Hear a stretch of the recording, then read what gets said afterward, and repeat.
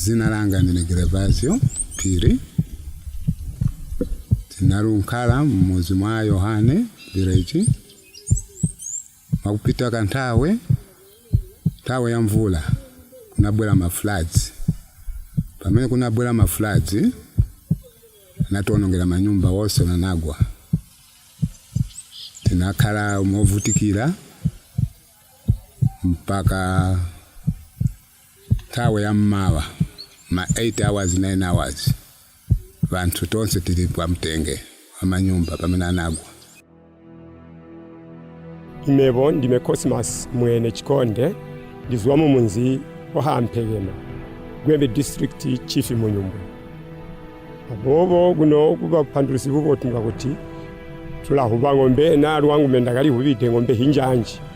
Eno ndirarwani kwa penzi rinjanji na busena buno burarwani kwa gabo tukabota penzi rinjanji.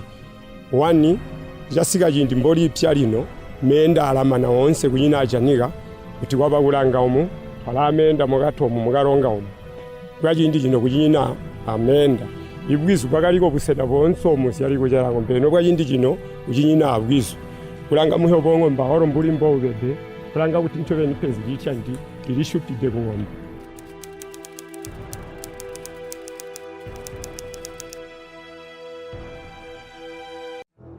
Iga indero imyaka yagainda igu hiba gutete ni chindi ja gutijirime ino kwagari guranga uri hisamu hagari gunga hirahuga jahuga gisamu muhogwe kwa hiba guti imwaga watyani wawuka.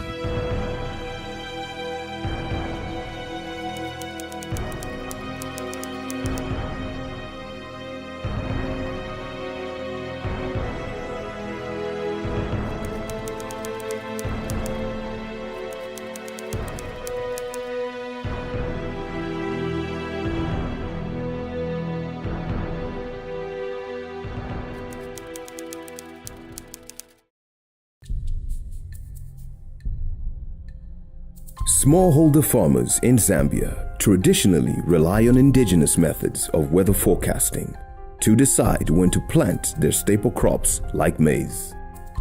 These traditional strategies offer little to none preventive farming measures in case of extremes in weather events or outbreak of crop diseases.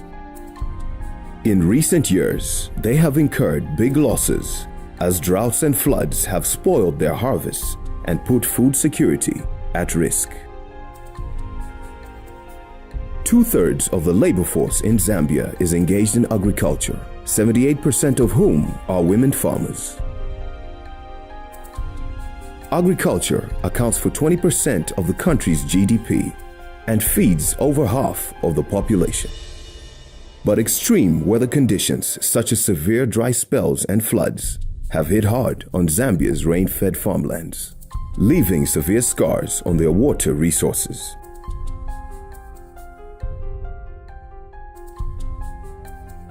This also affects domestic livestock, a prized possession that provides families with extra money to feed their children and send them to school. In these areas, climate change has pushed families to the breaking point. The only common ground now is survival. With unreliable rainfall and poor means to accurately predict what weather will come their way, hunger and poverty are now on the rise. Sending children to school in such conditions is unthinkable. Without reliable climate services, cash crop harvests are down, meaning families have to make do with less. Climate change issues have brought more problems to our farming communities because from a long time ago, farmers used to plant as early as October. Then by December, some would start having fresh crops. But this time, rains come a bit late. After 2 seasons of severe drought, most male farmers have abandoned their villages and crossed into neighboring Namibia in search of work. This situation puts a strain on government resource, with more money being set aside for relief food to feed people on the brink of starvation. I can say half of the household for 2015, 2016, they had already run out of foodstuffs. As a result, there was a cry for relief food. We reacted, and when you react, obviously it becomes very expensive because there could be damage that is done with the flash floods and other disasters that climate variability brings on board. And government has to mobilize resources, one, to repair the damage, to feed the people that are affected, probably relocate them, and all those things. When you do them as an emergency and you didn't plan and you didn't see it, it becomes extremely inconveniencing to government, extremely expensive to the community. And hence, when we started this project, the view was that we can then move from being very reactionary and plan ahead.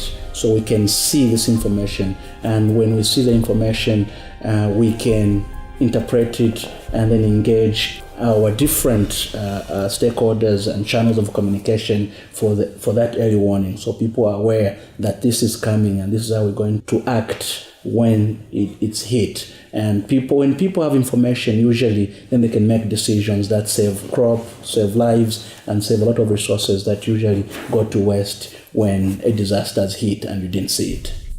To help smallholder farmers be better prepared for climate shocks, a project implemented by the Zambia Meteorological Department through the United Nations Development Program, UNDP, provides vulnerable farmers with more accurate weather forecasts.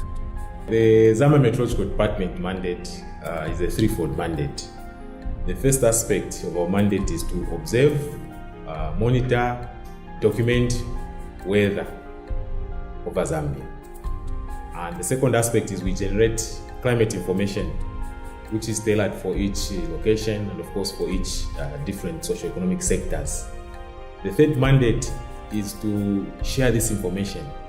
So we have developed different channels that makes us reach the end users of this information so that we are able to share this information that we generate. What we do here, we do observations. We collect weather data from our parameters that are in our mate farm. We call it mate farm. Sometimes we call it the screen yard. Okay? Yes, we collect data, and this data is processed, is sent to Lusaka headquarters meteorological office.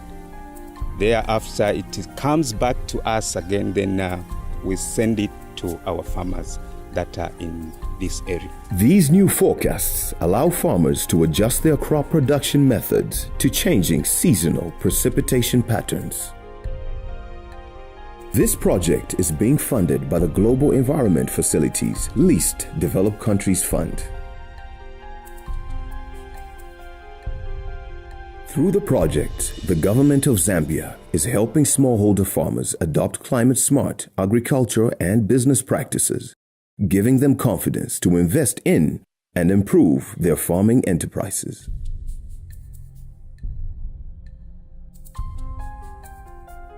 The Climate Information and Early Warning Systems Project is providing accurate weather information and additional help from agricultural experts in areas like Sesheke, Mambwe, and Gwembe districts. With the coming of the Climate Information and Early Warning System Project, we have provided them with information early enough that has enabled them, to diversify from monocropping into other crops.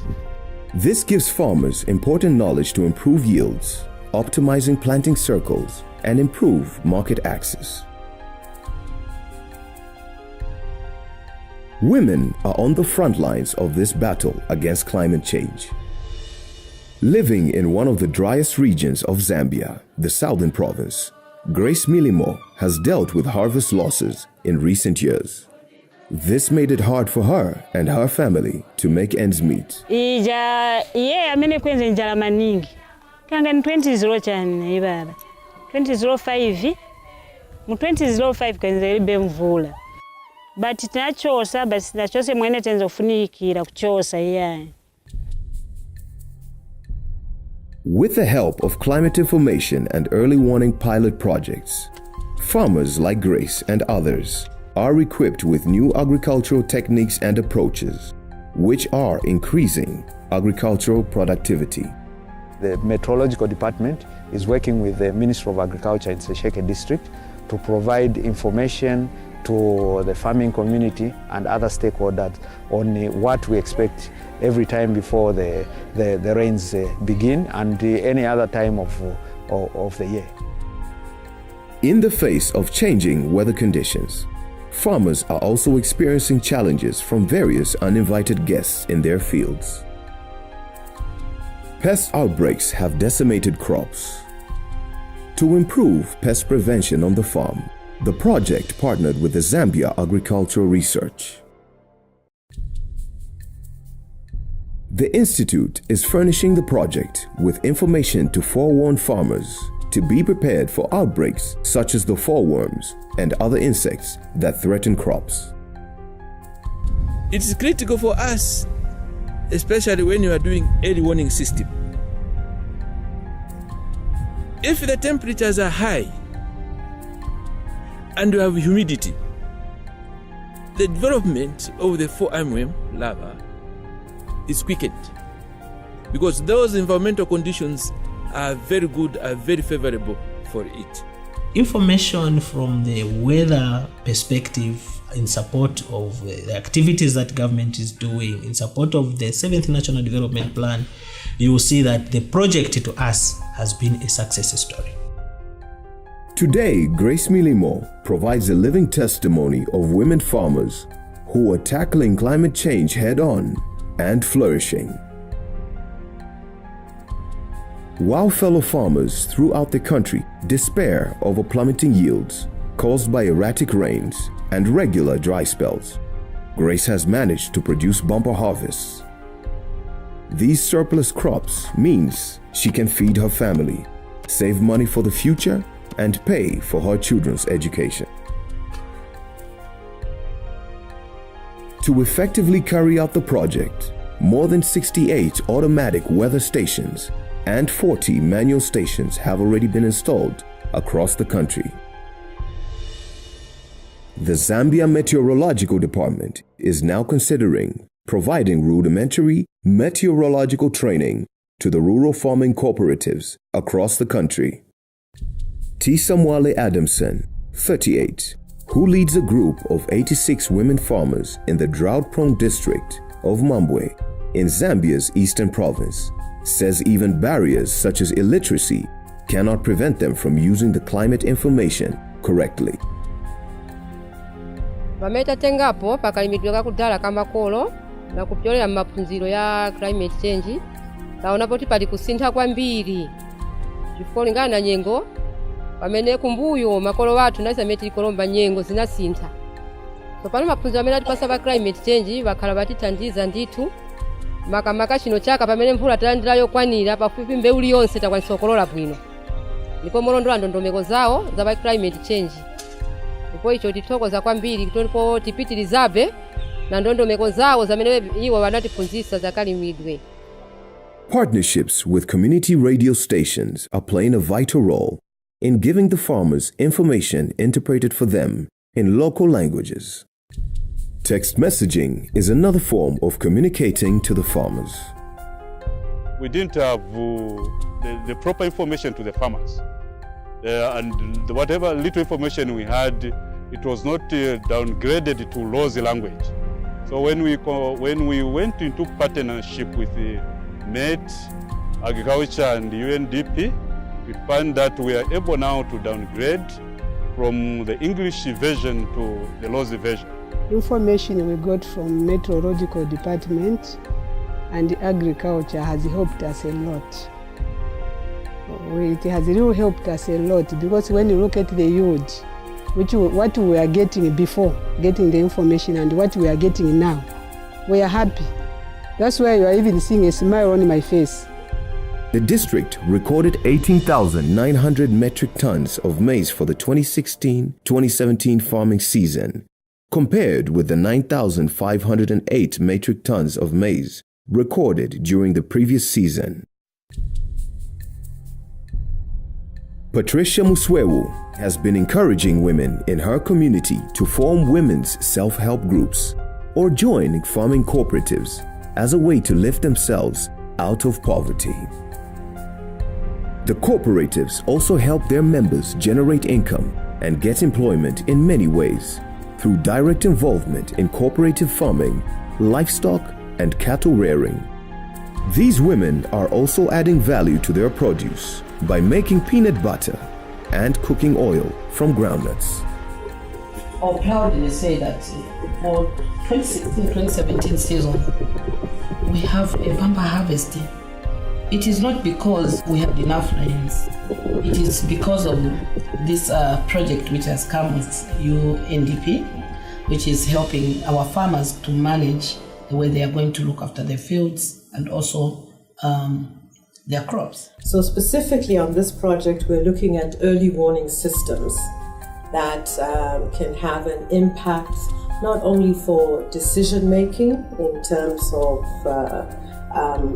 making people more resilient to the shocks of climate change, but also specifically to help small-scale farmers to better plan and ensure that they have an understanding of how their yield and their crops can be better protected and resilient to shocks in the climate.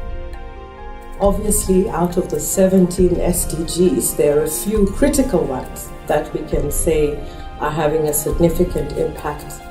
Right now, we're already seeing that in terms of the pilot program. For instance, goal number 1, for no poverty. As a meteorological department, our mandate leads to protection of life, saving of life and property, and sustainable development. This priceless information protects lives, boosts yields on the farm, and gives families the tools they need to thrive and build climate-resilient livelihoods.